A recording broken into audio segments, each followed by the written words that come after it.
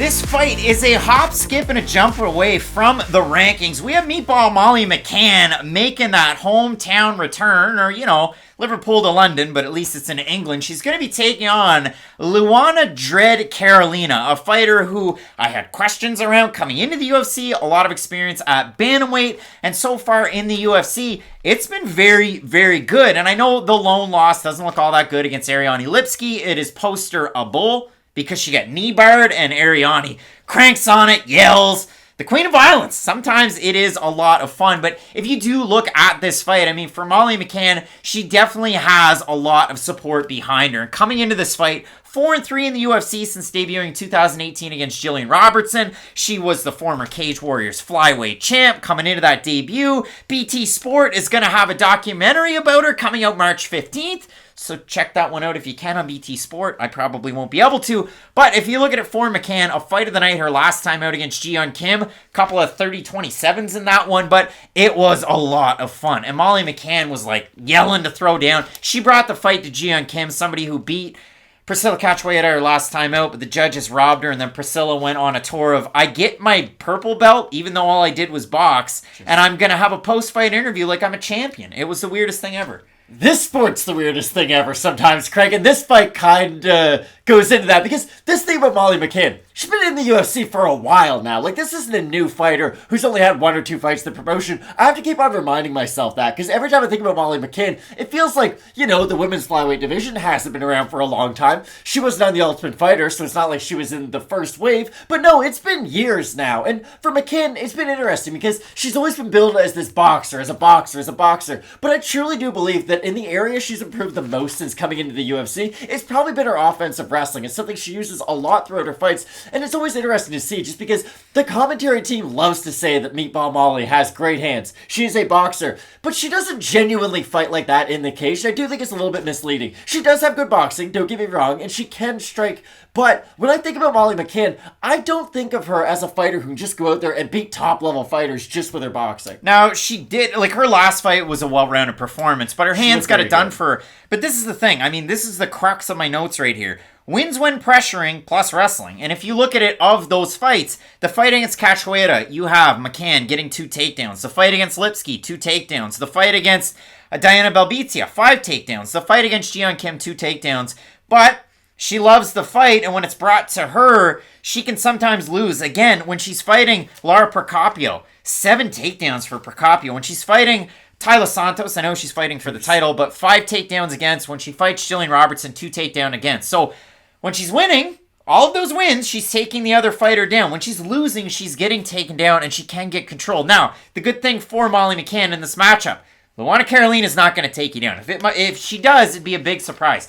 Very long, very rangy for this fight. She's a 2-time state champion in Muay Thai, 2-time national Brazilian champion in Muay Thai. 88% takedown defense from Carolina. And in that fight against Lupita Godinez, she went 2 of 15 for takedown attempts. Poliana Botelho went 1 of 4. That was a fight that was really weird. There was some, I thought Botelho won, but a lot of people didn't. But regardless of how you scored it, Carolina gets the win. But the weirdest part for me is, can Carolina keep it at range? Can she pump that jab out there? She actually, we say that about tall fighters all the time. Oh, if they only pump the jab out there. Carolina will do it, and it is good. And when she throws that left high kick, it's really good.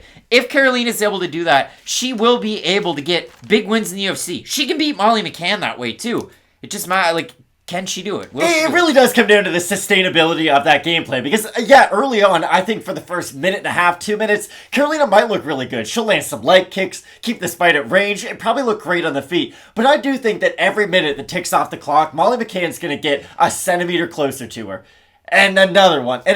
Good on you for going for metric, a fight over in See, UK. Exactly. I'm trying to appeal to all of our fans. But with Molly McCann, every time she does get closer to Carolina, it's going to help her in her striking and with her wrestling. It really does come down to her pressure, and I can't believe I'm about to make this comp, but it is kind of true, and it's just sort of funny. She's almost the female Rafael dos Anjos, because When she's getting taken down, you're right. Not great defensive grappling, not great at getting back up off her back either, but when she's the one in top position, she has great ground and pound. She doesn't always pass guard. She will just kind of wait there, for being honest. It might not be the most aesthetically pleasing type of grappling, but she's very physically strong, and once she gets the fight there, she is active enough to where you don't immediately think, oh wow, the ref's going to stand them up. But I do think Karolina's going to start this fight out looking really good, but I do think that as it goes on, I do expect Molly McCann to slowly start to take over. And if you look at it for Luana Carolina, her last time out, she was getting ready for Sijara Eubanks, and then she fell out on short notice. Before that, it was actually Marina Moroz, then Eubanks. Eubanks is out. And on day's notice, Lupita Godinez, I'll take the fight. And Godinez looked really good in the first round,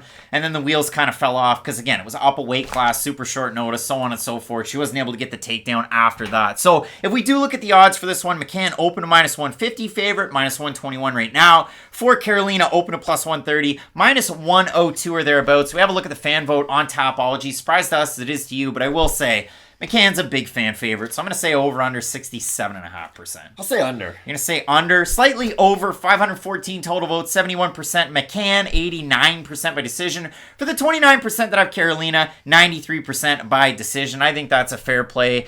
I bet the decision prop is going to be juiced. For me, I'm going to go with Molly McCann. Luana Carolina, like I said, good kicks. Really good job. If she's able to bring it together, I actually considered the underdog in this one, but it's just that constant forward pressure McCann in some fights.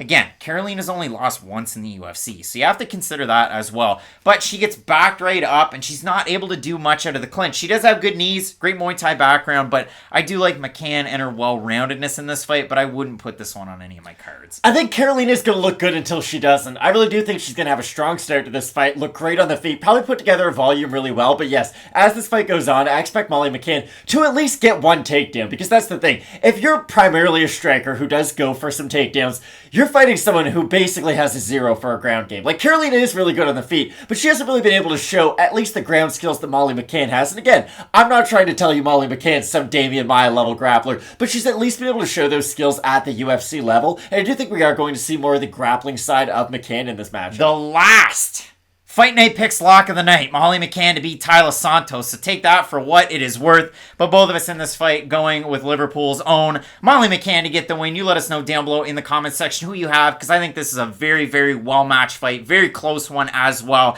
And you're not wrong until the result on Saturday. So it should be a big-time fight. We have another big-time fighter from Liverpool as half of your main event. Tom Aspinall taking on Alexander Volkov. You're not going to want to miss it. Keep it locked in with Fight Night Picks. We always say, let's get into it.